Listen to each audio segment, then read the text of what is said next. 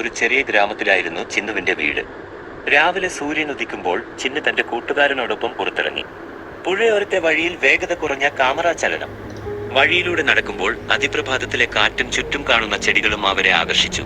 അവരൊരിടത്തെത്തി. അവിടെ പഴങ്ങളും പച്ചക്കറികളും നിറഞ്ഞിരുന്നു. ചിന്നു ചോദിച്ചു, ഇവയെന്താ കുട്ടി? അപ്പോൾ അവിടെ പാറു അമ്മ വന്നെത്തി. മൃദുലമായ ശബ്ദത്തിൽ പറഞ്ഞു, ഇവയാണ് നമുക്ക് ആരോഗ്യകരമായ പോഷകങ്ങൾ നൽകുന്ന ഭക്ഷണങ്ങൾ. ഇവിടുത്തെ തക്കാളിയിൽ വിറ്റാമിൻ എ ഉണ്ട്. അതുകൊണ്ട് നമുക്ക് കാഴ്ചശക്തിയും ചർമ്മവും ഉജ്ജ്വലമാകും. ഇതാ ചെറുനാരങ്ങ, വിറ്റാമിൻ സി നിറയെ. നമ്മുടെ പ്രതിരോധശക്തി കൂട്ടാൻ ഇത് സഹായിക്കും. ചിന്നുവും കൂട്ടുകാരനും ആ ശബ്ദം കേട്ട് അത്ഭുതത്തോടെ നോക്കി. ഇനി മുതൽ നമ്മൾ ആരോഗ്യകരമായ ഭക്ഷണങ്ങൾ മാത്രം കഴിക്കും. കറിവേപ്പില, വാഴപ്പഴം, പയർ, ഇതൊക്കെ നമുക്ക് പോഷകങ്ങൾ തരുന്നവയാണ്. ദിവസവും ഭക്ഷണത്തിൽ ഇവ വേണം.